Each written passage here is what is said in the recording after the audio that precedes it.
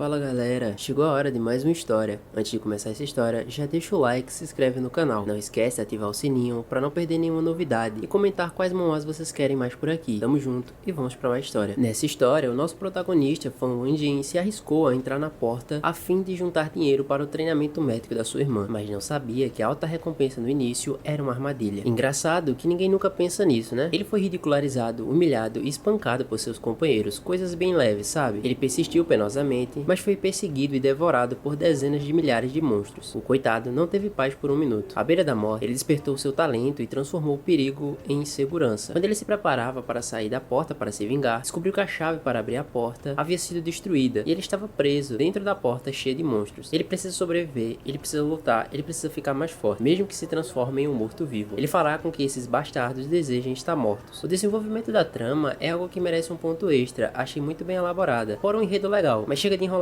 e bora lá. A história começa com Fan Wenjin matando dezenas de milhares de monstros e se pergunta quando foi que o mundo ficou daquela maneira, e alega parecer que aquilo aconteceu há muito tempo. Em um certo dia de muito tempo atrás, a lua se transformou em uma grande esfera negra com tom avermelhado, que chamou a atenção de todos.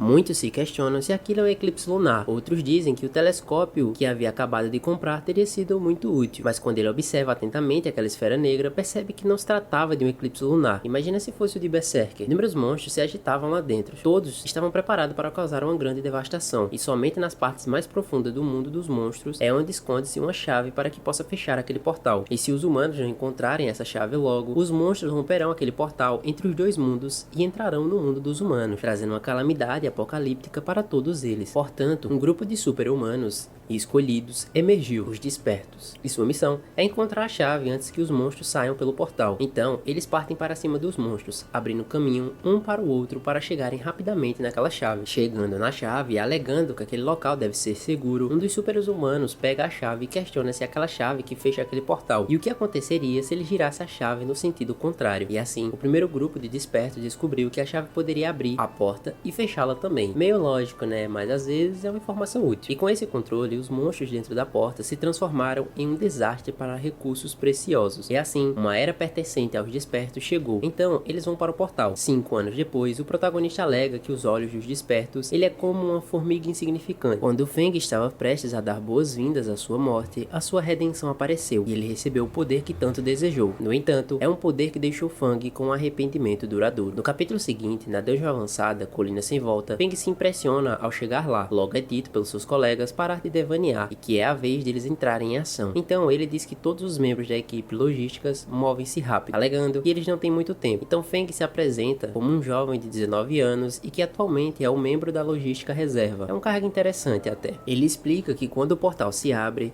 os Despertos precisam matar o máximo de monstros possíveis antes que o portal desapareça. Então eles devem aproveitar cada segundo lá dentro. Portanto, a equipe de logística de dungeon surgiu. Eles são responsáveis por fornecer suprimentos para os Despertos e coletar materiais úteis dos monstros. Mesmo que haja Despertos limpando os monstros à frente, se alguém infelizmente encontrar monstros que escaparam, será uma questão de vida ou morte. E muitos daqueles Despertos são de baixo nível e que há muitas pessoas comuns como Fang. Um dos Despertos pede algo para Fang e rapidamente vai até ele. O mesmo aponta que Fang não lava as mãos nem depois de tocar nos monstros. Então, um Desperto diz a Kun que Fang é um inútil e questionando o que Su Han-yun viu naquele cara para mandá-lo para lá. Feng vai oferecer um pouco de água a Kun. Sem hesitar, Kun dá um pontapé em Fang, pedindo para os seus bastardos darem uma boa surra em Fang e matá-lo em seguida. Fang então questiona o porquê de Kun estar batendo nele. Kun pergunta se Fang está querendo que ele se torne um motivo de piadas, assim, agredindo o protagonista e o arrastando para longe. Um dos Despertos diz a Kun que se ele quiser se livrar do corpo, é só jogar ele do penhasco. Fácil, rápido e prático. Feng então questiona mais uma vez Kun e pergunta se ele está confundindo Fang com outro. Ignorando todas as falas de Fang, Kun questiona como o protagonista enfrentando a morte ainda ousa responder ele. Kun logo diz que se os outros descobrirem que um fracote como Fang ousa competir com ele, como ele poderia continuar naquele círculo. Assim, Kun joga Fang do penhasco, chamando-o de covarde. Então Kun destrói a chave da dungeon e diz que quer Fang morto. Caindo lá embaixo, ainda vivo, Fang quase é atacado por um monstro, mas consegue fugir logo em seguida. Mas percebe que os monstros estão seguindo seu rastro de sangue deixado para trás. Fang vira rapidamente e joga uma pedra no olho olho de um dos monstros, pedindo para ele se afastar. Mas quando o monstro é atingido, Fang percebe que se trata de uma lendária mutação de tentáculos que o ataca imediatamente, deixando um buraco enorme em seu peito. Já pensou um povo na vida real com esse poder? Acabado, Fang sabe que não tem como voltar atrás, e as suas últimas palavras foram um pedido de perdão a Jin Yu, já que ele prometeu, quando ganhasse dinheiro suficiente, ele a levaria para um hospital melhor, com o melhor médico para consultá-la. Mas parece que dessa vez ele não vai poder cumprir essa promessa. Logo, um tipo de anjo aparece na frente de Fang e pergunta para ele se ele aceita aceitar uma doação do talento do anjo divino. Fang diz que sim. Logo, é doado todo aquele talento para Fang, que acaba se tornando um anjo com uma aura magnífica, com asas e uma espada, assim matando todos os monstros que estavam ali a longa distância, com todo aquele poder. O protagonista recebe um aviso para se adaptar àquele poder o mais rápido possível. Então Fang parte para cima daquela mutação de tentáculos, que logo revida Fang com um tipo de laser saindo do seu olho. Mas Fang se defende com a sua nova espada e percebe que ele é apenas uma pessoa comum, e que no mundo real, todos os despertos desprezam, e mesmo depois de ir até ali, até os monstros querem matá-lo. O sistema prestes a colapsar acaba sofrendo uma mutação de talento. Furioso, Fang diz que irá matar todos aqueles despertos que lhe humilharam, ficando com uma aura azul em sua volta e totalmente descontrolado. Fang desperta o talento Anjo da Morte e dará uma chance para aquela mutação chamar todos os amigos dele para lá. Após chamar e o protagonista se perguntar se ele só pode chamar monstros daquele nível, Fang acaba com todos, principalmente com aquela mutação. Se vingou depois de um tempo, né? Pelo menos. Fang percebe que um enxame de abelhas rei cadáveres estão se aproximando e acha aquilo interessante, mas percebe que é a primeira vez que ele vê tantos deles juntos de uma vez só. Mas independente de que tipo de monstro que planejam fazer mal para ele, merece morrer de qualquer maneira. Então, com um estalo de dedos, Fang cria um tipo de buraco negro que puxa todas aquelas abelhas em sua direção. No capítulo seguinte, Fang pergunta se todos aqueles monstros deixaram algo para trás. Os núcleos de cristal para os quais todos os despertos se aglomeraram agora estão ao seu redor. Logo, Fang tenta absorvê-los, mas percebe que não é possível. A aura do núcleo de cristal é a principal fonte usada pelos despertos para melhorar suas habilidades, e a maior motivação para entrar em uma masmorra para os despertos é a absorção e a revenda dos núcleos de cristais. Fang se pergunta por que não consegue absorver sua aura, já que ele se tornou um desperto, e tenta absorver mais uma vez. Sem êxito, Fang sente algo entrar em seu corpo, mas definitivamente não é o núcleo de cristal, mas sim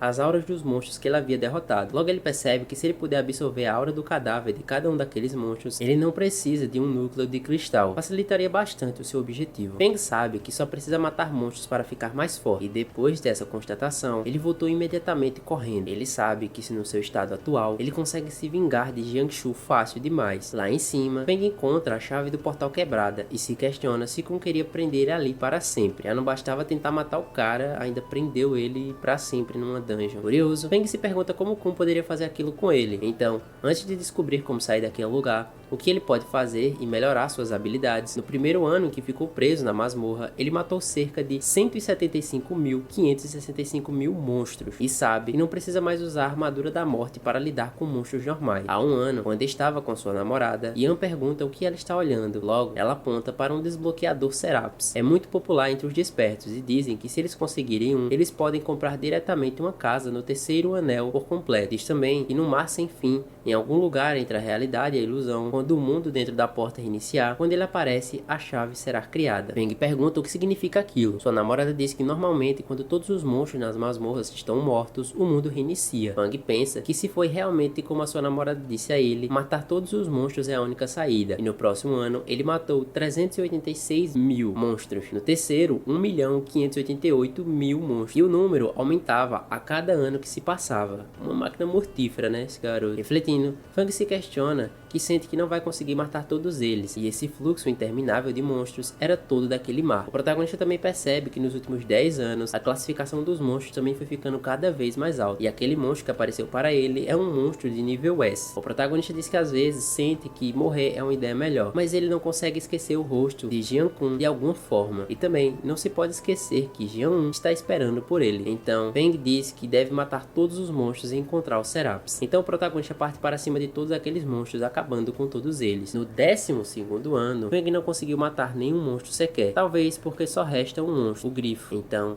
ele sabe que o Grifo será atraído pela luz da árvore de tesouros, tornando-a o lugar perfeito para sua emboscada. Na hora certa, o protagonista ataca o Grifo, logo vira e revida contra o protagonista. Golpe trocado não dói. Mas Fang sabe que o Grifo é tão problemático e não conseguiu matá-lo por um ano inteiro. O protagonista diz ser tão horrível que em um ano inteiro ainda está sendo perseguido e espancado daquela forma por aquele Grifo, conseguindo defender todos aqueles golpes. Fang só está esperando aquele grifo parar de atacar e se defender. Fang diz que aquele grifo não é uma coisa fácil de se enfrentar, que os ataques mágicos, a velocidade e o poder daquele grifo são quase invencíveis, e que é o único monstro que ele encontrou de nível SS que ele já conheceu. O grifo diz para Fang que se ele se tornar seu escravo, ele poupará a vida de Fang. A ousadia desse grifo, pressionando se ele vai aceitar ou não. O grifo ameaça ele constantemente, tem que tentar entrar na mente do oponente mesmo. Fang confessa que aquele grifo é realmente um monstro de alta classificação para torturar humanos daquela forma. Então, ele estaria se tornando humano novamente? Curioso, o grifo questiona-se Fang como ele pode ser tão durão mesmo quando está à beira da morte. Fang diz que quando estava perto da morte agora mesmo, a maré negra no seu corpo foi ativada e por um curto período todos os ataques do grifo se tornaram ineficazes contra ele. Roubadinho, né, esse poder? E o dano causado a todos os monstros é incurável. O protagonista diz para aquele grifo que ele não deveria ter dado essa chance para ele agora. Sem hesitar, Fang contra-ataca o grifo, arrancando a sua cabeça com um golpe fatal. Após matar o último monstro e se perguntar se o mundo inteiro reiniciaria agora, Fang vê os serafes descendo do céu em forma de contorno. Imediatamente, o protagonista vai até ele e coloca suas mãos nos serafes. Perder tempo tá fora de questão no momento. Fang então pede a chave rapidamente aos serafes e logo se transforma em um tipo de anjo com asas e meditando. Logo, o protagonista consegue a chave para sair daquele lugar. Finalmente, após abrir o portal e sair dele, Fang se questiona se onde ele está é o mundo real e se pergunta onde está todo o pessoal dali, deduzindo que ainda está na masmorra. Logo, o protagonista é surpreendido por um javali, que pensa que é um monstro, mas ao matá-lo, percebe que não passa apenas de um javali. Fang se questiona se aquela força que ele usou foi o suficiente para matar um javali, mas parece que para resistir ao colapso do mundo das masmorras, a energia da morte que acumulou foi usada naquele javali. O protagonista alega que agora é apenas um desperto normal de baixo nível. Caminhando pela floresta, Fang encontra uma cabana que é usada por caçadores para descansar um pouco. Ele entra na cabana em busca de comida e encontra um esqueleto humano e algumas roupas modernas. Chegando na cidade com um mapa, Fang sabe que o hospital está próximo e pode ver Jin-Yu. O cidadão então entrega um panfleto para Fang e pede para apoiar o espírito selvagem. Após pegar o panfleto e perceber que se trata de Kun, é anunciado que Jian Kun, presidente da guilda dos espíritos selvagens, é o mais popular desperto que foi capaz de derrotar sozinho um monstro de rank S aos 38 anos. Uma lenda viva, basicamente. Ele também liderou a sua equipe e obteve 50 chaves em 10 anos, até doou 10 chaves de volta à sociedade. E com uma guilda tão socialmente responsável, o que mais os cidadãos poderiam querer? E se houver alguma desvantagem, seria que o espírito selvagem só aceita despertos de alto nível. Curioso, Fang parte para o hospital. Chegando lá, ele se depara com uma freira implorando para o pastor salvar seu filho, alegando que trabalha no hospital de graça há tanto tempo. O pastor então diz à freira que o dinheiro que ela ganha não é o suficiente para manter as despesas médicas do seu filho, e também esclarece que para a operação do seu filho é necessário pelo menos um núcleo B. O pastor então diz que está ocupado, empurrando a freira para longe e bate as costas no protagonista, que logo pergunta se ela está bem. Ao virar para pedir perdão pelo inconveniente, a freira se depara com Fang, que questiona se é ele mesmo. Ele responde que sim e pergunta para ela se ela é a irmã Zhang, enfermeira de Jin-Yu, pedindo para ela levar ele até a ala que Jin-Yu está e que dá uma olhada na pessoa. Então, Zhang pergunta o porquê ele demorou tanto para chegar e logo diz que infelizmente Jin-Yu não está mais entre eles e que ela não esperava a hora de Fang chegar. Desacreditado ao ver aquilo, Zhang leva Fang até o túmulo de Jin-Yu. Zhang então diz que há cerca de 20 anos, quando Fang entrou naquela masmorra, Jin estava bem em um momento e no outro já não estava mais. Dois sacerdotes de nível médio se revezaram para abençoar Jin, mas infelizmente não conseguiram salvá-la. Agradecendo por ter contado toda a verdade, Fang oferece um core de nível S para cobrir as despesas do sepultamento de Jin-Yu. Assustado ao ver aquele core, Zhang diz que não pode aceitar, pelo fato de ser caro demais. Fang diz que ouviu Zhang falar com aquele pastor minutos atrás, então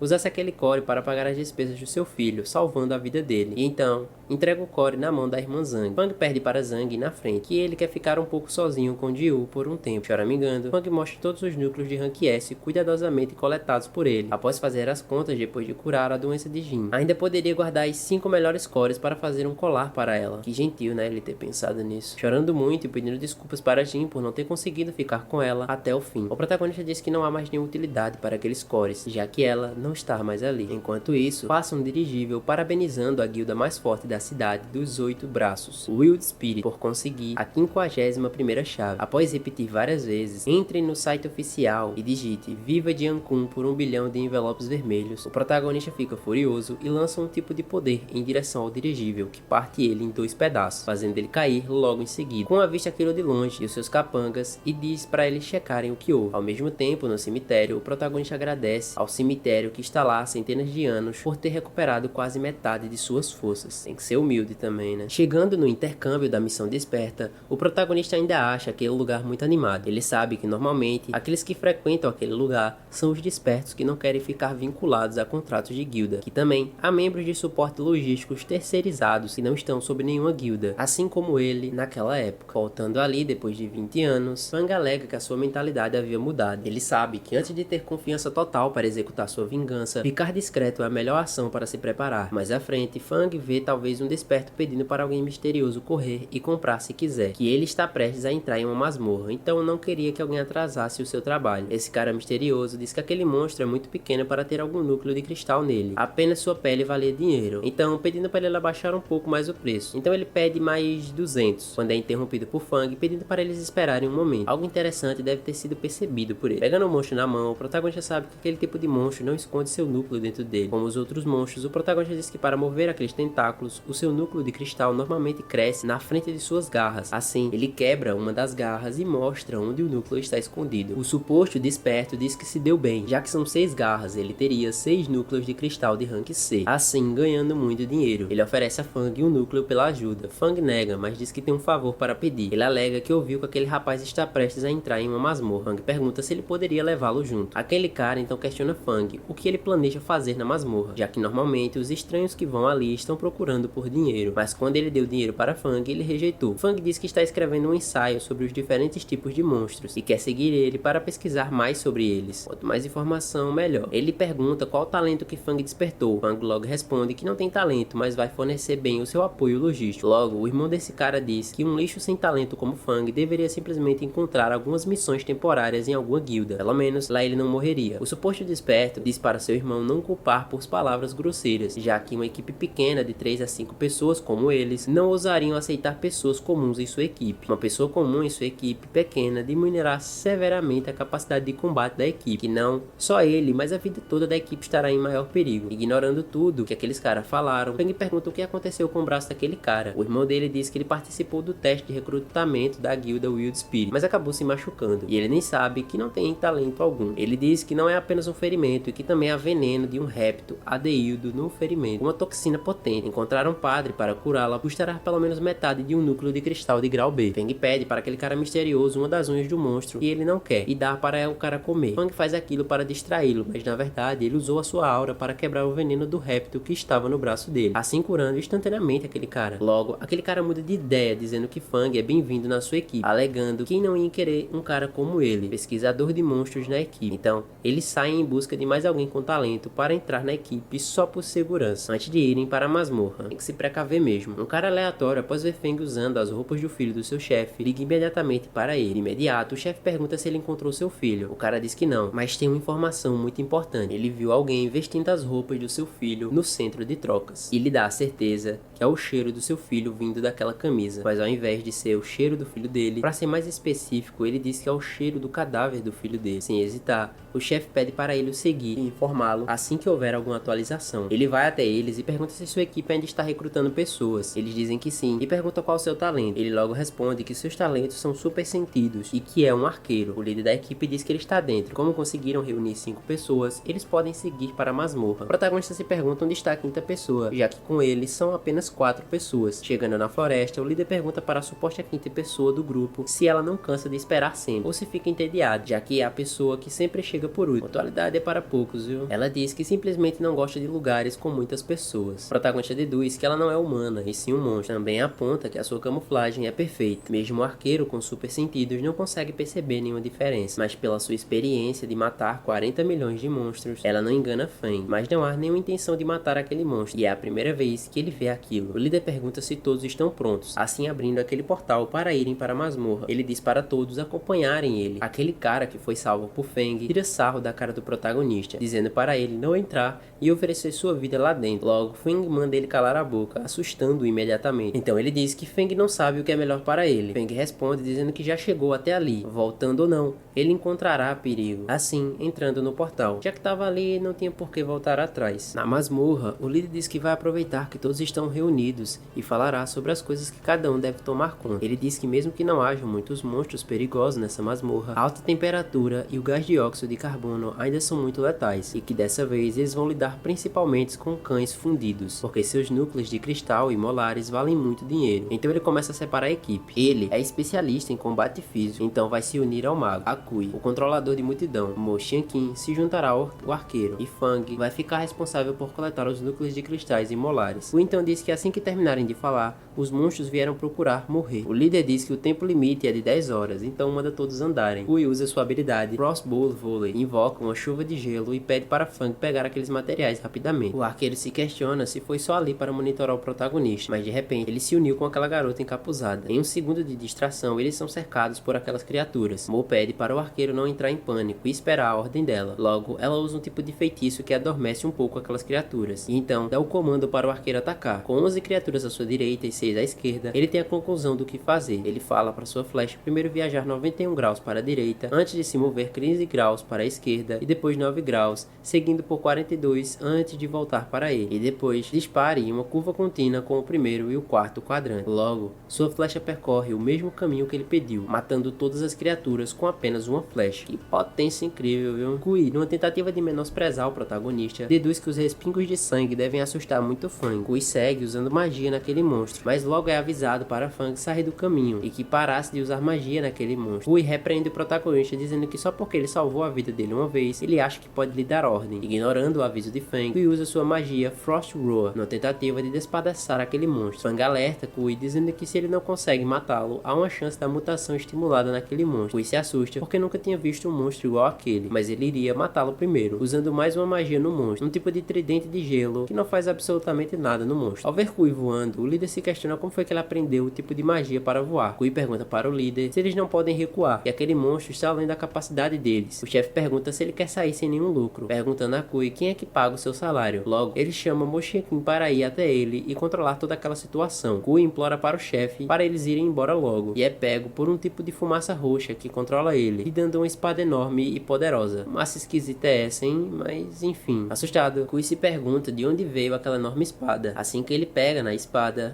ele avança automaticamente para cima daquele monstro, cortando ao meio com maior facilidade. Mas mal sabia ele que Kui estava sendo controlado por Fang. O protagonista diz que usar uma aura da morte para controlar as pessoas é tão difícil e que ele não consegue controlar sua própria força. O líder vai até Kui e diz que aquilo foi totalmente brutal. Não esperava que Kui tivesse uma carta na manga. Sem saber o que responder, Kui diz que enfrentar inimigos deixou ele mais forte. O arqueiro pergunta para o líder o que vão fazer a seguir, já que uma missão de 10 horas é concluída em 3. O líder diz que tem uma sugestão, mas não sabe se deve dizer ou não. A razão pela qual ele conseguiu comprar aquela chave por um preço muito baixo é porque muitas pessoas morreram naquela masmorra instantânea. Ele diz que há uma caverna inexplorada nas profundezas daquela masmorra de instância. Todos que entraram nela acabaram morrendo. Ele também diz que uma vez ele teve coragem para tentar algumas vezes, mas não conseguia passar da entrada. Talvez agora tenha chegado a hora certa. E já que Kui poderia matar um monstro de grau B em um único movimento, por que eles não vão lá dar uma olhada? Ele deduz que Kui assinou com a cabeça. Então, vamos seguir em frente. Chegando na tal caverna, o líder diz que o terreno ali é complexo, então todos devem andar perto um dos outros. Uma escolha inteligente, ao contrário do famoso vamos nos separar para procurar melhor. Portanto, o líder sabe que só precisa ficar perto do mestre Kui. O protagonista sabe, os monstros nesse tipo de caverna normalmente esperariam que um grupo de pessoas se aventurassem fundo o suficiente antes de selar a entrada e cercar o inimigo. Então normalmente ele ficaria em uma emboscada na encruzilhada perto da entrada. Lá atrás, o arqueiro percebe que o protagonista está sozinho e que já estava procurando uma chance de interrogá-lo sozinho. E dessa vez ele não precisa ter medo de nenhuma testemunha. Após ser cercado por vários monstros enormes, Fang questiona se eles já sofreram algum tipo de mutação. Kui deduz, mesmo um desperto de grau B estivesse naquela situação, com certeza ele morreria. Numa fração de segundos, o protagonista acaba com todos aqueles monstros, questionando se o jogo não pode dar um oponente decente e quantos anos terá que lutar daquela forma para recuperar a sua aura da morte. Logo, aparece uma criatura com um tipo de mutação. O protagonista agradece por estar lutando com algo decente agora. Fang então joga uma espécie de buraco negro pontiagudo e mata imediatamente aquela criatura. Kui então se pergunta o que é aquele tremor todo. Um terremoto, talvez? O arqueiro deduz que o protagonista é um lobo psicopata escondido em pele de cordeiro. Concordo com ele, que não é páreo para ele de jeito nenhum, e diz que não poderá ajudar o chefe Zhang na vingança dele contra o assassino de seu filho. Rapidamente, o protagonista pergunta quem está atrás dele, assustando ainda mais o arqueiro, achando que foi pego. Logo, Fang pega Mo Xianqin pelo pescoço e pergunta se ela achou que ele não ia notar a presença dela ali escondida. Resistindo, faz com que o protagonista aperte ainda mais o seu pescoço. Mo diz que, conscientemente, ela também quer matar Jian Kun, e diz que quem estava espionando ele pelas costas era o arqueiro, arqueiro e não ela. Logo, o protagonista diz que vai poupar a vida dela por dessa vez e pede para ela fingir que eles não se conhecem ali. Com a movimentação o quanto estranha, Mo pergunta para o protagonista o que ele estava fazendo. Logo ele diz que é um suporte logístico que extrai núcleos de cristais. O que mais ele deveria fazer?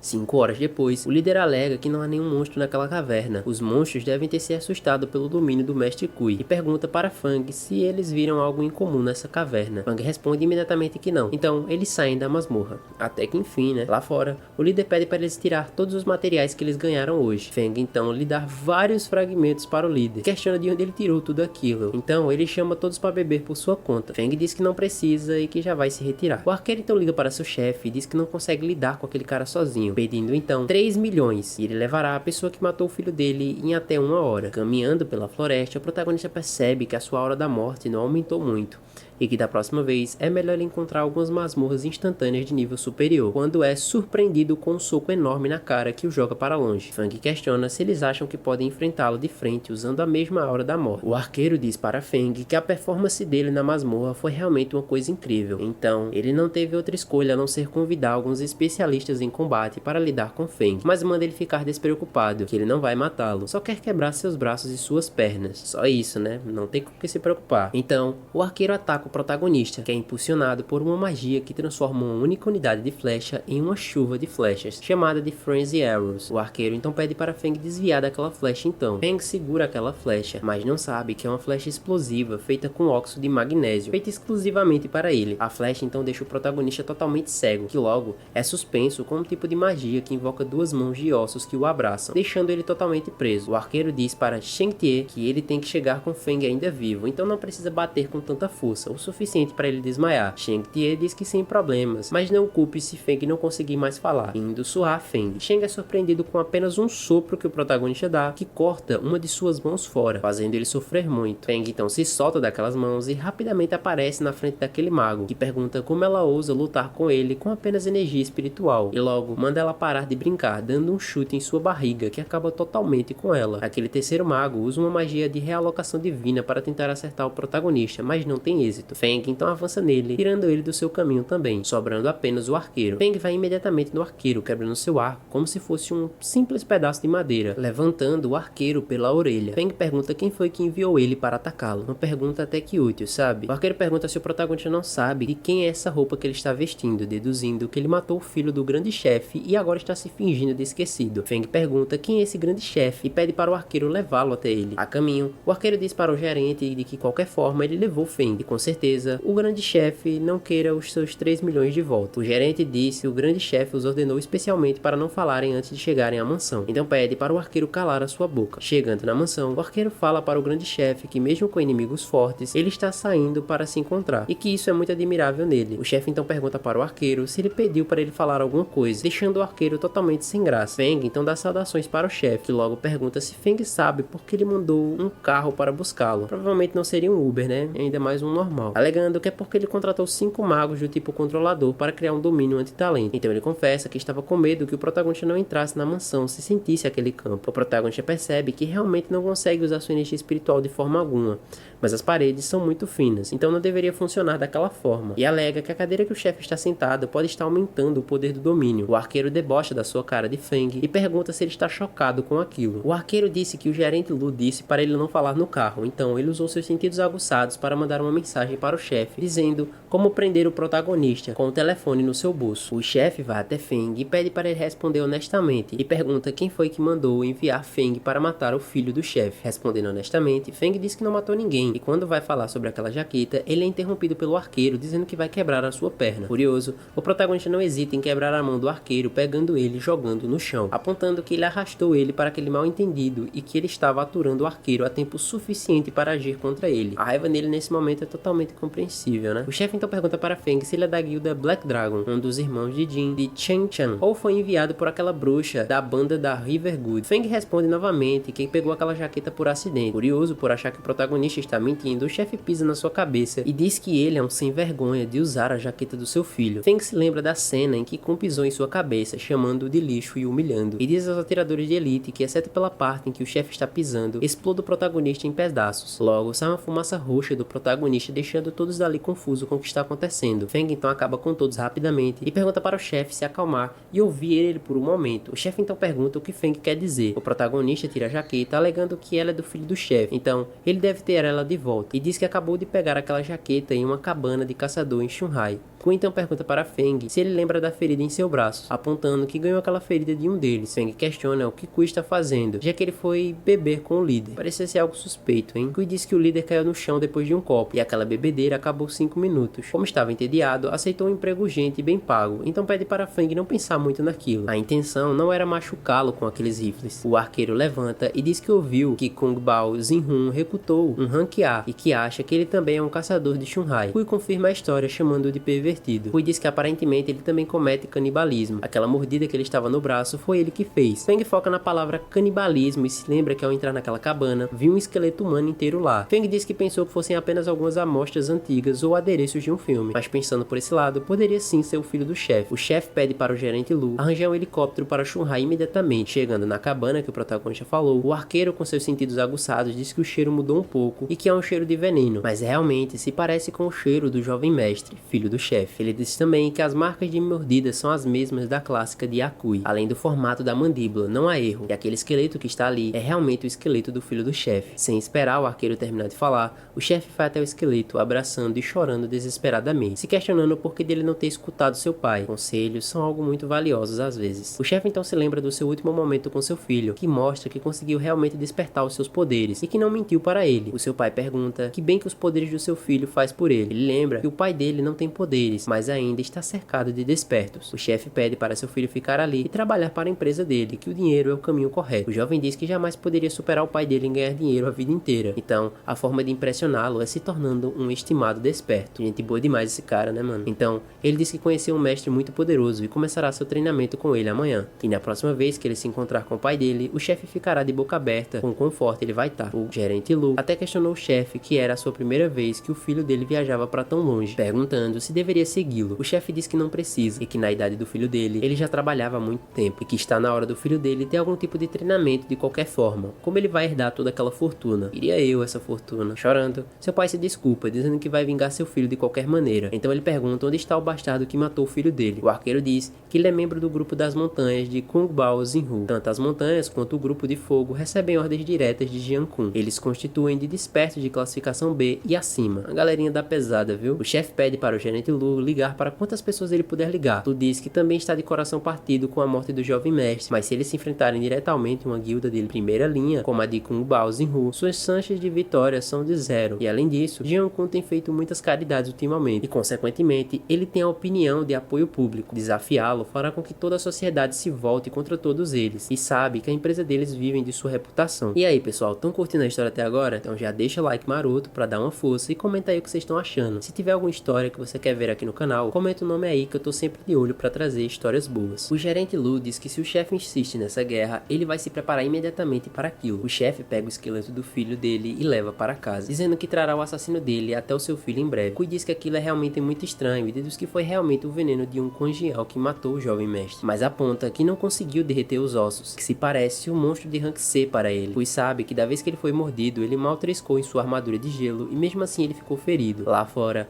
o arqueiro entrega mais alguns ossos para o mestre. Ele pede para ele colocar com cuidado naquela caixa de madeira ao lado do helicóptero. No helicóptero, o chefe diz a Feng que eles tiveram um mal entendido e ele só quer encontrar o assassino de seu filho, perguntando se Feng entende aquele mal entendido e diz que quer mostrar sua gratidão para Feng, apontando que o protagonista quiser, ele pode pedir para o chefe. Feng diz que quer uma jaqueta que esconda o seu rosto, apenas. Um pedido simples, mas bastante útil. Eu ia pedir uma nova placa de vídeo. Chegando no local onde queria ir, Feng é impedido por 2 guardas que dizem que estão fechados para entrevistas, pedindo para o protagonista voltar no dia seguinte. Ignorando aqueles guardas, Feng corta a cabeça dos 2 fora e segue em frente como se nada tivesse acontecido. Lá dentro, alguns homens perguntam de onde veio aquele cara. Sem hesitar, o protagonista parte para cima dos homens, sem muitas palavras. Eles dizem que o protagonista invadiu o local, então não reclame se todos aqueles homens pegassem pesado. Num segundo, Feng acaba com quase todos aqueles homens, sobrando apenas um. Feng pede para ele chamar o novo caçador de Shunhai entre eles. Quando aquele cara dá as costas para Feng, ele não hesita em cortar a sua cabeça. O novo caçador então aparece dizendo que não precisa ligar, já que ele apareceu por ali, e alega que os seus outros dois pais de rank A também estão ali. O protagonista fala para aqueles dois lá atrás que não estão ali por eles, e se eles sabem o que é melhor para eles, eles podem cair fora, fazendo aqueles chefes de rank A rirem da sua cara. Um dos papais diz que ele está ficando arrogante depois de matar apenas alguns rank B. Eles apostam entre si um núcleo de rank B para ver quem vai ficar com o maior pedaço após cortar o protagonista em 3 pedaços. Sem hesitar, eles partem para cima do protagonista para matá-lo. Surpreendendo um deles por ser bem forte, uma das rank A diz para parar de brincar com ele e levar aquela luta a sério. Feng então debocha deles, dizendo que eles não têm nem a chance de levar aquela luta a sério. Ousadia não falta pra esse cara. Feng pede para eles olharem abaixo deles. Logo, 2 deles são surpreendidos por vários espinhos pontudos que acabam imediatamente com os dois, sobrando apenas o assassino do filho do chefe. Feng pergunta para ele se ainda deseja usar truques infantis contra o protagonista. Feng deduz que ele só pode estar superestimando, partindo para cima sem hesitar. Então ele usa a magia Sopro de Veneno contra Feng, que continua avançando sem parar para cima dele. Feng diz para ele que todas as pessoas que tentam usar vantagens usando idade são apenas lixo, pegando ele pela cabeça e pressionando ele contra a parede. Furioso, ele pede para Feng não subestimar ele. Logo, tenta atacar Feng como uma cobra pelas costas, mas não esperava que o protagonista já estava um passo à frente dele, matando a cobra imediatamente. O tempo de reação tá fora do normal. O protagonista fala para aquele assassino que se ele não tem habilidade, não tenta absorver núcleos além do seu nível. Um aleatório entra agradecendo por aquilo, apontando que o Kun ainda não havia insistido para aquele caipira babão seu vice da eleição. Ele confessa que estava quebrando a cabeça tentando descobrir como se livrar daquele canalha sem ofender o Kun. Ele fica impressionado ao ver que aquele corte atingiu 70% de sua habilidade, então propõe a Fang se juntar a ele e a sua equipe, e que não precisa fazer nenhum tipo de teste. Após olhar para Fang, ele questiona se eles se conhecem de algum lugar. Fang diz que se ele tirar sua pele, ele reconhecerá seus ossos, atacando-o sem hesitar. Após desviar, ele diz que Fang quase cortou seu pescoço e se surpreende como o protagonista tirou rápido a sua roupa. Ele diz que todos os dias pessoas vêm para aquele lugar tentar destruí-lo, mas aquele foi ali hoje e está especialmente muito louco. Surpreso, o protagonista se pergunta se aquilo foi um talento da classe de fogo. Ele nem viu aquele capanga se mover. Aquele capanga diz que Feng matou os 3 rank A e que faria entre os 200 melhores do rank A, alegando que Feng escolheu o cara errado para desafiar, apontando que ele é top 100 e indo para cima de Feng sem hesitar. Num combate rápido, Feng se distrai e recebe um golpe, que o joga para longe. O protagonista se pergunta como ele se queimou, já que ele se defendeu do golpe. Ele pergunta para Feng se ele está analisando seu talento, questionando se ele tem cérebro para isso. Ele diz que o estilo de luta de um top 100 não é para pessoas sem tato entenderem. Provavelmente é algo avançado demais, sabe? Feng então pega uma laje de calçamento e joga na direção daquele cara, que faz aquele cara dizer que não adianta usar qualquer coisa, que ele sempre vai falhar. Então o protagonista pergunta se ele acha que é o único que tem uma arma naquela luta, surpreendendo ele com vários socos. Feng pergunta para ele por que não está colocando fogo nas coisas. Tentando intimidá-lo, Feng pergunta se os ataques rápidos fazem ele não conseguir se concentrar. Então, ele não pode mais usar sua mente para acelerar elétrons, fazendo aquele cara se perguntar como Feng conseguiu entender o estilo dele com apenas alguns golpes utilizados. Feng pergunta se ele está nervoso, e agora diz que nervoso é muito bom, tentando entrar na mente daquele cara. Numa breve briga de espada, Feng diz que mesmo que ele tenha disfarçado cuidadosamente seu talento, o protagonista acabou descobrindo da mesma forma. Feng diz que talentos de classe mental se tornarão inúteis se o despertado ficar sobrecarregado, assim jogando ele com força total para longe. Voou com tudo que tinha, o coitado. Curioso por tamanha ousadia do protagonista chamar ele de inútil, ele diz para Feng não se precipitar, que ele mal entendeu a essência, e quando ele tem potência máxima, não só dos elétrons, mas até de outras 100 partículas podem ser aceleradas, e formando um campo de calor quente o suficiente para queimar Feng, até reduzi-lo a cinzas. Numa tentativa de atacá-lo,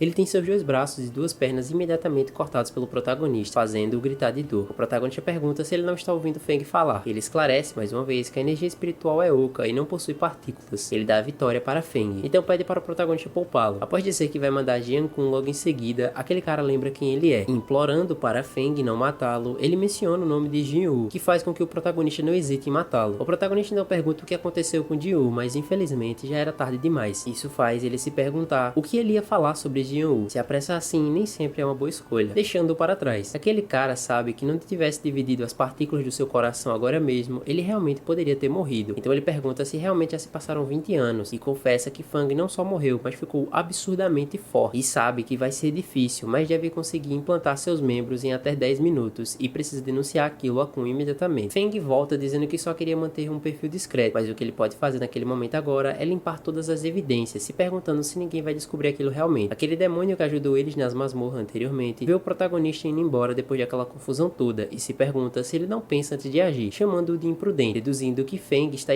estragando o problema dela, dormindo com um sonho que está enfrentando um monstro de rank A, sendo questionado por seus capangas se ele realmente vai enfrentá-lo. Kun então responde se ele não sabe que Kun também acabou de ser classificado em rank A, então parte para cima daquele monstro para mostrar suas habilidades. Lá em cima, Kun pede para eles gravarem para ele sua primeira morte de rank A, mas Kun é surpreendido por outro braço daquele monstro que veio por suas costas, em um ponto cego de visão. Kun percebe que tudo não passou de uma ilusão, percebendo que foi hipnotizado pelos seus olhos. Quando está prestes a morrer, Kun é salvo por um anjo que pede para ele aguentar mais um pouco, que ela promete tratar ele assim que forem embora. Uma salvação alada. Acordando daquele pesadelo com uma chamada em seu telefone, furioso por ter ligado no meio da noite, Kun espera receber algumas notícias verdadeiras. Após ser informado, Kun se questiona como uma pessoa pode sumir junto com sua casa. Ele pede para marcar uma conferência de imprensa para ele amanhã. No outro dia, na conferência, Kun diz para seus tios que de agora em diante ele é o filho deles, alegando que irá cuidar deles também. Um dos seguranças abre o caminho para Kun, pedindo para todos se afastarem para ele subir do palco. No palco, Kun diz que sobre os Montan Reis ter recebido um golpe devastador e que a causa ainda está sendo investigada e a verdade vai à tona em breve. Comparando com a perda de Kun Bao Jinru, o que mais dói em Kun é a perda de tantos irmãos que lutaram ao seu lado. Kun diz que além de estabelecer um fundo de Montan Groups para garantir que todos os familiares da vítima recebam pagamento de auxílios lucrativos, furiosos, os pais das vítimas dizem não querer o dinheiro, e sim que Kun pegue o assassino. Dinheiro nunca compra tudo nesse mundo, rapaziada. Kun pede para eles ficarem tranquilos, que não importa o quanto esse assassino seja forte e poderoso, Kun vai mostrar para eles como o destruiu. Ah, vai sim. Vendo lá de trás, um dos senhores que está com o gerente, Lu, diz que não é ruim, mesmo que seja a posição de Kun Bao Jinru que esteja sendo ameaçada. Kun conquistou a opinião pública de forma enorme. Ele pergunta para Lu quem ele acha que fez aquele massacre, deixando o senhor sem resposta. Lu diz que apenas vai trazer Fang Wanjie imediatamente. Chegando lá, Feng diz que não vai seguir ele. Lu diz para Feng não pensar muito, que o grande chefe só quer agradecê-lo por ajudá-lo a se vingar. Feng pergunta para Lu como ele sabe que foi Feng que fez aquele estrago e se ele tem algum tipo de prova. Lu pergunta se Feng poderia sair para conversar, e Feng responde dizendo que não é bom em conversar. No caminho, Lu pergunta para Feng se ele ficou aquele tempo todo escondido na ponte depois de sair daquele portão, ou se ele não deseja voltar para onde Feng morou originalmente. Feng diz que não, que toda vez que está lá, ele quer chorar. Memórias às vezes são uma fraqueza. Chegando na casa do chefe, Lu diz ter conseguido trazer Feng Wanjie. Chegando lá, a primeira coisa que o chefe fala para Feng é oferecer um chá que acalma para Feng, e logo em seguida diz para Feng que ele exagerou um pouco. O protagonista questiona o chefe perguntando como ele sabe que foi ele, e o chefe explica para Feng que quando ele falava sobre vingança ontem, Feng tinha um olhar em seus olhos.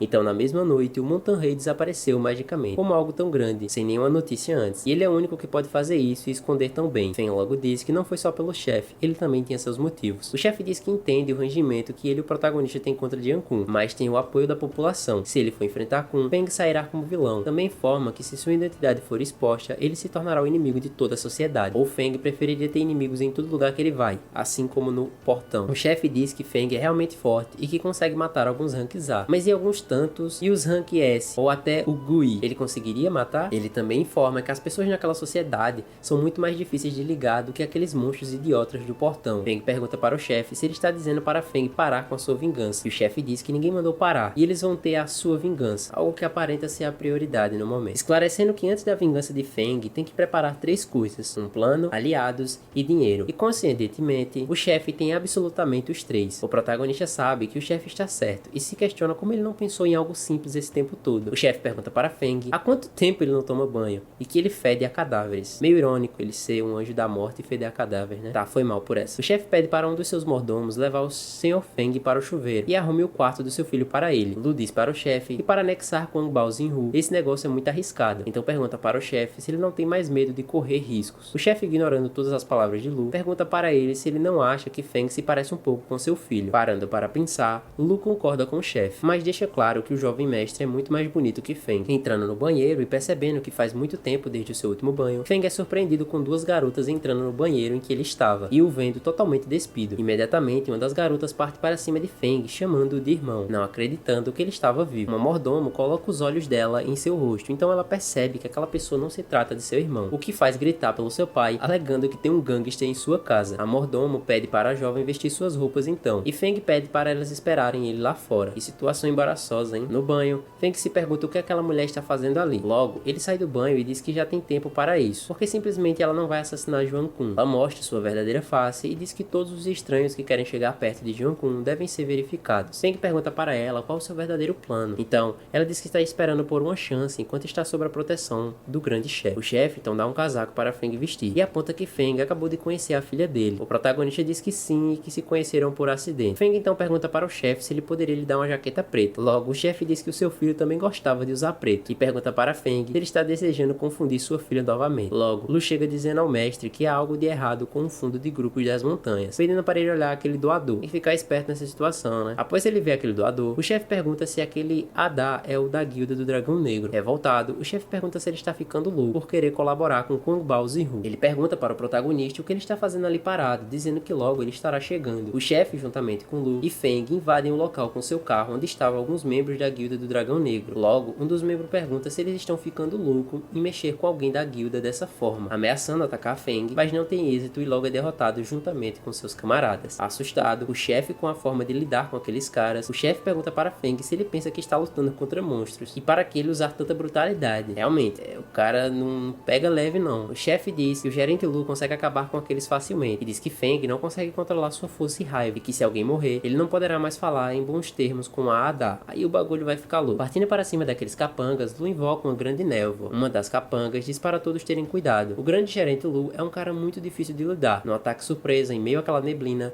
Lu usa seu talento especial, Iron Maiden. Mano, olha o nome dessa habilidade. Prendendo todos em um grande caixão de metal, rodeado por espinhos pontudos por dentro e por fora. O gerente Lu fala que estão ali para verem o chefe da Ada. Chegando na sala do chefe da Ada, ele pergunta o que o grande chefe quer com ele. O chefe fica surpreso ao ver que ele está fazendo oferendas ao Bodhisattva, alegando que o Ada é realmente benevolente, mencionando que Ada até doou para uma fundação de caridade, pingando vela em sua testa. O chefe menciona que Ada tinha dinheiro para doar para Jian Kun, mas não tinha dinheiro para pagá-lo de volta. Ada diz que o chefe não sabia que esse dinheiro do seu contrabando de núcleos de cristal e que estava apenas usando a fundação de Jian Kun para lavar dinheiro. Ele disse que o chefe pegou o dinheiro e gastou tudo, todos os mais de 100 funcionários da guilda Black Dragon e as despesas de vida de mais de 20 membros de família. Quero nem imaginar a bufunfa que isso precisa. Então, ele não teria causado esse tipo de problema se não fosse necessário para ganhar a vida. O chefe diz que Ada é um homem difícil de lidar e que vai dar a ele um período de carência, emprestando algum dinheiro e até vai abaixar a taxa de juros para ele. Mas para isso, Ada tem que contar tudo o que Jian Kun está planejando. Sem respostas, o chefe aciona o gerente Lu, que logo destrói o cilindro de oxigênio da Ada. Então, o chefe insiste que Ada conte os reais planos de Kun imediatamente. Ada logo diz que ajudou Kun a comprar uma criança talentosa das montanhas e depois colocou a criança na escola que ele financia. No início, ele pensou que era para Kung Bao Zinhu preparar algumas forças de reserva, mas depois ele começou a aceitar crianças normais, alegando que é tudo o que sabe. Ele disse que o o chefe fez com ele foi perigoso. O chefe diz para Ada fingir que o chefe não esteve ali. Caso ele ouse contar para alguém, ele vai revelar para Jian Kun como ele revelou todos os planos de Kun e vai esperar para ver o que ele vai fazer com Ada. O protagonista percebe o quanto o chefe é sinistro. Agora, é só esperar que Kun cometa um desligamento. Aproveitar de alguma situação é bastante esperto. Bebendo algo alcoólico, Feng alega que não bebe álcool desde que começou a sair com Jin-Yu, vendo Kun na televisão e pensando como ele era em apenas um membro comum de uma guilda. O protagonista se pergunta como ele enganou todo mundo e se tornou um figurante, e tem dúvida do que aconteceu nesses 20 anos em que ele esteve fora. O líder da equipe acaba acordando embriagado e vomita na cabeça de Feng, dizendo que é para continuar bebendo. Ku então pergunta se o líder acha que aquele é o cinturão verde, fazendo Ku desistir de cuidar dele. Ku então diz que o líder só pode beber apenas uma cerveja, mas insistiu em beber vodka, resultando naquilo. Ku diz que Kun é realmente incrível e que ele ficou famoso há 10 anos atrás em uma batalha. E olha para Ku, 10 anos se passaram e ele ainda continua como um Rank C. Feng pergunta para Ku como ele ficou famoso em batalha e o que aconteceu há 10 anos. Ku diz que a vigília da Grande Muralha disparou, então questiona como Feng não tem conhecimento de um incidente tão grande. Feng diz que foi isolado do mundo por 20 anos, então ele não sabe de nada. Ku diz para Feng que é uma longa história, mas se ele quiser ouvir, ele pode contar. Feng se pergunta o que estava fazendo há 10 anos. Ele se lembra que estava comendo um chop suey monstro de classificação B com carne de tubarão de serra elétrica enrolada na parte externa. Ele percebe que aquela receita não parece ser tão ruim. Naquela época, o protagonista realmente queria sair dali e também realmente queria uma vida em que não precisasse estar matando coisas toda vez que ele sair. Uma vida mais tranquila era a sua meta, basicamente. Ao mesmo tempo, no hospital, o mestre de Kui pede para ele parar de alimentá-lo, já que está prestes a morrer. Ele não quer comer mais nada. Kui então pede para ele parar de dizer coisas de azar o tempo todo. Eles recebem um aviso de emergência, classificação Grande Muralha da Vigilância, com uma taxa de mortalidade extremamente alta. Os requisitos eventos tenham prioridade para Rank B ou acima, e por favor, usem os meios mais rápidos possíveis para se encontrar no Oceano Leste. É dever de todos os indivíduos talentosos de Wanhan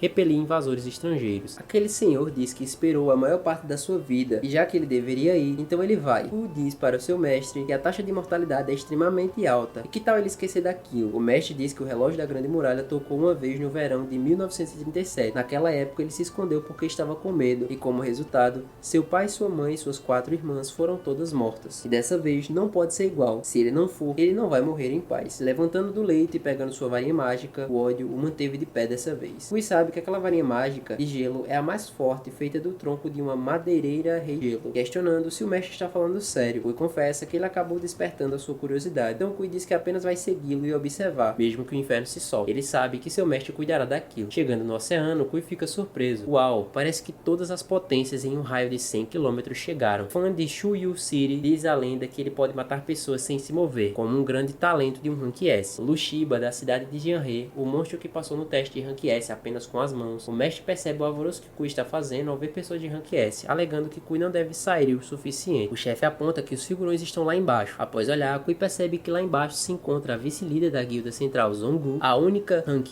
Gui, além do líder, do Shi, a sabedoria do líder. Com QI de 390, ele não chegou a alcançar Gui devido à sua falta de experiência em combate real. Dushi se impressiona ao ver a senhora Li ali. Logo ele responde que está mostrando o lugar para seu jovem aprendiz, Kui. Zogu pergunta para Kui o que ele está fazendo ali, já que ele parece fraco. Então ela deduz que ele não é nem Rank B. A vigilância da Grande Muralha significa guerra, e se ele não tomar cuidado, ele perderá a sua vida. Xia fala para Zongyu não se preocupar, que Kui pode simplesmente observá-lo de um lugar seguro aos arredores. Kui logo diz que não está com medo, e ela alega que a Grande Muralha não significa apenas que há invasores, apenas lute com eles. Dushi apenas ri de Kui e percebe que a única coisa que os jovens não conseguem fazer é ouvir os adultos, mas deixa um lembrete para Kui. Se as coisas ficarem ruins, eles perguntam qual é a situação atual. Logo diz que o objeto desconhecido, pesando mais de 2 milhões de toneladas, entrou no mar da China Oriental, a 100 milhas náuticas dali. Os satélites não conseguem vê-los, os radares não conseguem detectá-los, então provavelmente eles têm blindagem holográfica. Eles sabem que não podem agir precipitadamente, então a única coisa que resta é reunir o máximo de poder de combate que puderem antes desses 2 milhões de toneladas chegarem à costa. Kui pergunta o que é que pode ser para pesar 2 milhões de toneladas. Sushi diz, com esse peso, provavelmente se trata de uma frota de portas-aviões, ou 2 frotas. Xia pergunta quem iria mandar um porta-aviões para as costas. Sushi diz que quem está emboscando eles. Sério, aquele que fez o líder participar da reunião da ONU. Xia pergunta se pode ser Beaconia. Sushi diz que Beaconia não agiria por conta própria. Eles percebem que algo grande bateu contra a barreira, um belo motivo para se preocupar. Logo, um exército fura aquela barreira e deduzem que aqueles podem ser os capangas de Beaconia. Dush pergunta para Xia se ele pode usar a lágrima do céu para destruir ambos, mas a lágrima poderia ser interceptada por aeronaves e mísseis com 31% de chance. Xia pergunta para Dushi se eles podem acabar com todos eles com um único golpe se estiverem imobilizados. Um dos capangas questiona como foram descobertos mesmo com tudo com que eles fizeram e quais são as chances de um confronto direto. O capitão diz que para aquela missão, ele tem a frota de maiores elites das ilhas acorrentadas, bem fortes como os mais fortes despertados. Ele alega que seu povo, diante da crise econômica, depositou suas esperanças neles, e é por isso que naquela luta, eles aceitam a morte antes da derrota. Alguns pilotos de caça batem em uma grande muralha de gelo que surgiu no meio do caminho deles. Kui se pergunta se ele e o mestre conseguirão bloquear todos eles, dando esperança para si mesmo de vencer aquela batalha. Achando de tamanha ousadia eles revidarem, um dos capangas do capitão joga um grande míssil que explode toda aquela parede de gelo. O impacto desse tamanho já era previsível. Xia pede para Kui para trás e começa a canalizar uma aura muito forte e logo lança um feitiço chamado Eternal Frost, congelando tudo que havia na região. Um dos magos diz que aquela magia te deixa imune a talentos, e mesmo você sendo um Rank S, você congelará até a morte, pedindo para aquele capanga entrar rapidamente em seu ciclo de neutralização. O capitão pergunta para Xia se ele quer parar todos eles com apenas uma magia de Rank A, alegando que Xia é ingênuo. Dushi então invoca a lágrima do céu, pedindo para acertar os dois bem no traseiro. Um dos capangas manda todos correrem, eles estão mirando em suas munições. Dushi percebe que tem um pouco de pessoas que escaparam, mas parece que as ilhas acorrentadas foram com tudo. Uma das capangas pede para Xi Xiao lhe dar uma estimativa de poder de luta de ambos os lados. Xi Xiao diz que aparenta ser ruim. Nas ilhas acorrentadas, 1 Gui, 8 Rank S, 197 Rank A e 412 Rank B, enquanto eles têm apenas 1 Gui, 5 Rank S, 26 Rank A e 89 Rank B e 1 Rank C. Kui pergunta o que há de errado em ser um Rank C. E imediatamente em direção aos seus inimigos, dizendo ser um mago de rank C, um oponente à altura. Kui sabe que se usar magia de ar igual ao mestre, ele pode derrubá-los independente de sua classificação. Logo, Kui usa a habilidade Ritual of the Ice, Blade Boreal. O capitão pede para Rengan se livrar daquela pequena criatura. Kui diz que independente de sua classificação, ele vai morrer congelado assim que tocar naquele item. Kui é rapidamente atacado e jogado para longe, fazendo ele questionar se foi um rank A ou um rank S que o atacou, deixando ele totalmente assustado com tamanha força. Logo, Kui percebe que seu mestre estava pegando leve com ele nas sessões de Sparrow. Dush percebe que eles estão atacando com cautela. Rengan provoca todos, deduzindo que aquele parece ser o filme de força de Vigília. Logo, Rengan percebe que perdeu seu pé direito por completo. Dushi pensou que Kui faria algo idiota, por isso colocou um pouco de veneno nele e dispara na direção oposta quando é atingido com mais de 170 newtons, imensa carga para ser atingido, né? Indo ver Renan se está bem, ele pede para pararem aquele sangramento, mas assim que aquele capanga toca na perna de Renan, o veneno também é passado para seus braços, que fazem eles perder suas duas mãos quase que instantaneamente, e aqueles que tocarem nele também morreram. Kui se questiona o que foi fazer num lugar como aquele, alegando que aquele lugar é tão assustador que ele não quer ficar mais ali. Dushi diz que acabou de tirar os antídotos e que já tem mais 3 pontos. O capitão diz que tem informações confiáveis de que 3 traidores dos seus países fugiram para a vigília, e que eles tentarem impedir o avanço deles mais uma vez, eles serão forçados a tomar as medidas correspondentes. Dushi diz que acabou de eliminar eles agora mesmo, e que o capitão pode levá-los de volta para denunciar. O capitão diz que não está brincando e logo pede para Dushi se afastar. Então Dushi pergunta para o capitão se aqueles canhões eletromagnéticos de grande calibre em seu barco são da Beacônia. Dushi diz que eles já estão perseguindo como cães loucos depois de terem apenas entregue a eles o que já é lixo, perguntando se eles estão ansiosos assim para morrer por eles. Dushi diz que tem uma ideia e propõe uma aliança deles com a Vigília. O que eles recebem deles, a Vigília também pode fornecer. E o mais importante é que a Vigília tem boas pessoas e que serão amigos verdadeiros e não darão comandantes como se estivessem treinando um cão. Pessoas leais, pelo menos. Dushi pergunta para Zhong-Yu o que ele acha da ideia dela ganhar uma nacionalidade vigiliana. Como ele também é de rank Gui, se der alguns presentes ao líder da guilda deles, eles até podem conseguir uma posição de vice-líder de Zhong-Yu. O capitão diz que não tem tempo para as bobagens de Dushi. Logo, dizem para entrar em suas fronteiras para capturar os traidores, mandando os 20 guerreiros avançarem. Zhong-Yu pergunta se Dushi não consegue prolongar mais um pouco e que eles precisam esperar por reforços. Dushi diz para Zhong-Yu que todas as pessoas em quem podem confiar já estão ali e que não há ninguém capaz de mudar a maré em um raio de 500 km. Além disso, mesmo se esperarem por reforços, eles ainda podem ter algo na manga. Cartas extras nunca são demais. Zhong-Yu diz que como estão planejando lutar nessa batalha, não é impossível de vencer. Dushi diz que cuidará de Sandal e dos outros 8 rank S, e os outros podem lidar com o resto com algum esforço. Zhong-Yu pergunta para Dushi se ele está planejando lutar contra 9 rank S sozinho. Dushi diz que Zhong-Yu deve estar ciente de suas capacidades. Dushi diz que todo mundo acha que sua luta com o líder foi apenas pura sorte, mas na verdade ele ganhou, e que com certeza Zhong-Yu não esqueceu daquilo. Dushi também menciona que Zhong-Yu se juntou ao líder e ao mesmo assim perdeu para ele. Ela logo diz que aquilo só aconteceu porque Dushi enganou eles para beber laxantes. Dushi apenas diz que ganhou de qualquer forma. Todos aqueles 20 soldados comem um tipo de semente laranja e partem para cima deles. Zhong-Yu diz que eles não têm tempo para pensar naquilo agora, então vão lutar. Dushi se questiona se eles estão mandando aqueles simples soldados como carne de canhão para testar suas forças. Xia avisa o perigo naqueles soldados, perguntando se todos aqueles soldados comeram um fragmento de jade. Xia pede para eles não carregarem, usando uma magia e criando um paredão de gelo na frente daqueles soldados. Após usar aquela magia, Xia pede para Kui levar seus remédios para o coração e pede para Kui ir rápido. Kui diz que todos os seus ossos estão despedaçados. Dói tanto que ele não consegue se mover. Aquele rank S pergunta para Kui onde estão os remédios, e logo responde que está no seu bolso. Xia diz que aquela parede não vai segurá-los por muito tempo, então se apresse. Quanto mais rápido, melhor. Um humano pode liberar 100% da energia do seu corpo após consumir o fragmento de jade. Depois de consumir o fragmento de jade, até um soldado inútil pode enviar foguete para a lua e voltar com seus 100% de energia, muito menos os despertos. Dushi diz que o que está chegando até eles agora é equivalente a 20 lágrimas do céu, então qualquer um que tem um talento de apoio ou possa usar magia de proteção vai ajudar. Xia alega que não vai conseguir até que o muro seja reforçado. Após entregar os remédios de Xia, Fan pergunta se está bem. Xia apenas agradece a Fan e cristaliza e endurece aquela parede de gelo. Xia vê que chegou reforços, assim reforçando ainda mais aquele paredão. Um dos guerreiros começa a socar aquela parede pelo lado de fora e alega que vai ser muito difícil. Então, ele se explode junto com a parede, quebrando o feitiço que eles usaram para bloquear um asteroide. Bloqueia um asteroide, quem dirá um ataque desses? Eles percebem a gravidade da situação, que a parede está naquele estado depois de que somente um deles explodiu. Se continuar nesse ritmo, eles serão destruídos, e se eles atacarem todos de uma vez, Zhong-Yu pede para eles se prepararem para lutarem, que ela mesma irá cuidar daqueles kamikazes, fazendo eles explodirem antes que atinjam 100% da energia. O capitão diz que não ousa brigar com eles, apenas faça 4 guerreiros segurá-las, e o resto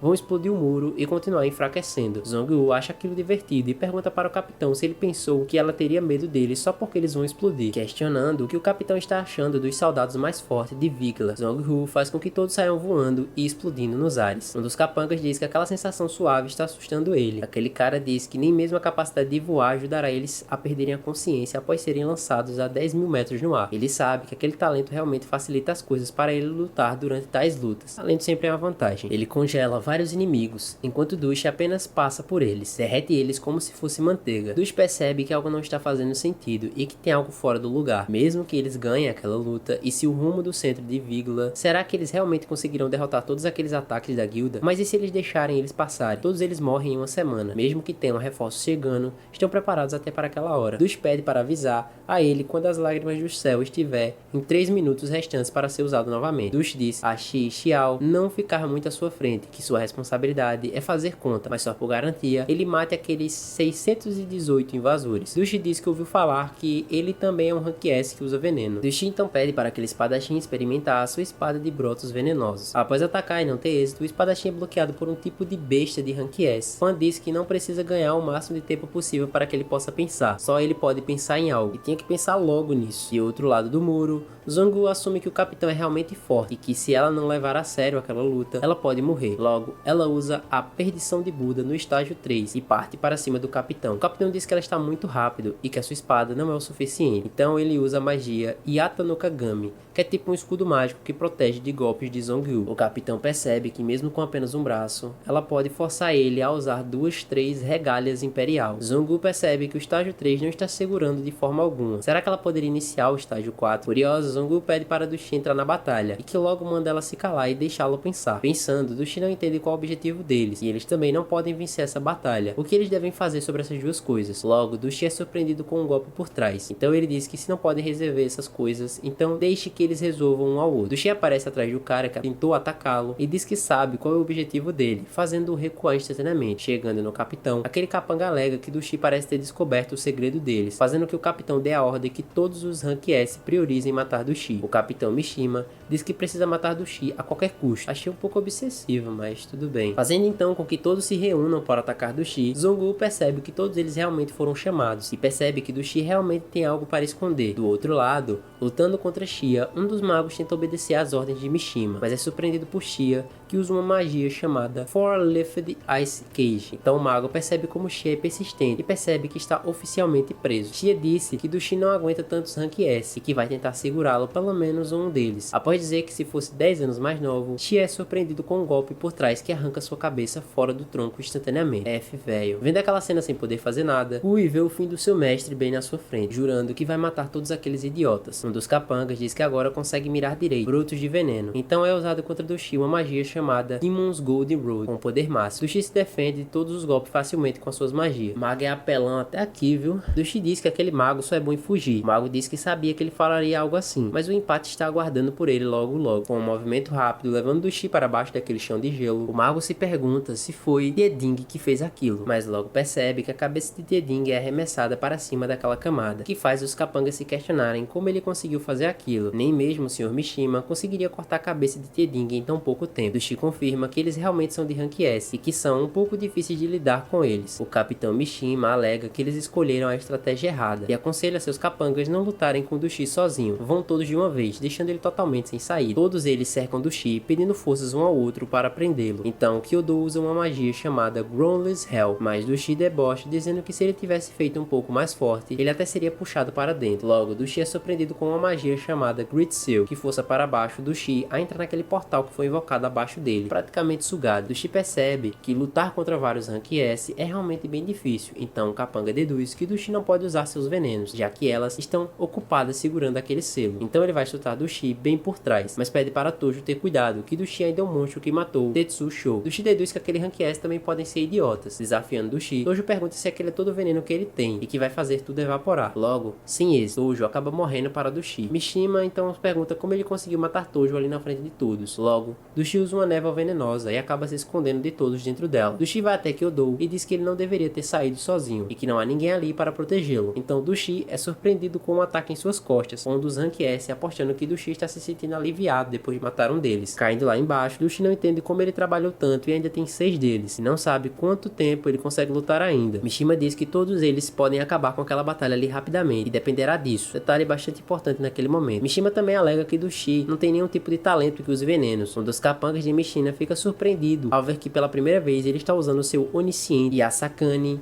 no Magatama. Mishima diz ter visto o feitiço da classe de armazenamento quando ele abriu a boca para liberar o veneno, que significa que tudo que ele fez foi criar alguém para colocar todos esses feitiços em seu corpo que podem armazenar venenos. Os feitiços são ativados quando ele move os músculos. Isso é tudo o que há em seus truques. Dushi pede para mostrar onde está a localização dos venenos. Logo ele mostra que todas as localizações de venenos estão nos olhos dos capangas de Mishima. Um dos capangas diz que os vê, dizendo que aquele truque de Dushi é desprezível. Eles alegam que o veneno de Dushi se tornou inútil agora e que ele não é melhor do que um despertado com força normal agora. Que ofensa, hein? Dushi diz que eles não passam de apenas moscas pensando que podem quebrar uma pedregulha assim que vem uma única rachadura, chamando-os todos de ridículos. Então questiona se o veneno de Dushi é realmente inútil só porque ela consegue vê-lo. Então diz que eles vão ver se ele tem mais magias ou Dushi tem mais veneno. O mago usa Poison Sprouts em Dushi, que logo percebe que aquele veneno não é fatal e deduz que ele age como uma praga. Dushi pergunta para eles se estão tentando desgastá-lo primeiro, e se esse for o caso, não há nada a tremer, porque ele já tem o antídoto. Dushi é surpreendido com um golpe pelas costas ao se virar, sendo jogado para longe. Mishima diz que por ser capaz de lutar com os nomes maiores lutadores das Ilhas Acorrentadas, ele é um inimigo que realmente merece algum respeito. Dushi então diz que aquele golpe o assustou realmente, sabendo que o seu plano deu certo mais uma vez. Dushi precisa atraí-los um pouco mais para poder usar sua carta na manga. Dushi sabe que ainda pode matar 2 deles antes de morrer. Ele é quase impedido de várias formas pelos capangas do Capitão Mishima. Mishima diz que o espaço fica estreito quando todos estão atacando ao mesmo tempo, e Dushi está usando isso para se mover livremente, com todos os atacando de todos os lados. Ele pode usar a vantagem para derrotá-los. Então Mishima quer que eles mudem de tática para atacar Dushi. Mishima diz que sim, e que eles terão mais espaço se alguns estiverem na frente e alguns atrás de Dushi. Além disso, o Vanguard vai bloquear sua visão para trás. Dessa forma, ele também pode pegar ele desprevenido. Oportunidade interessante, hein? Dushi percebe que eles mudaram de formação, apontando que aquilo é perfeito para o seu plano. Vanguard diz que suas defesas são segundas melhores, depois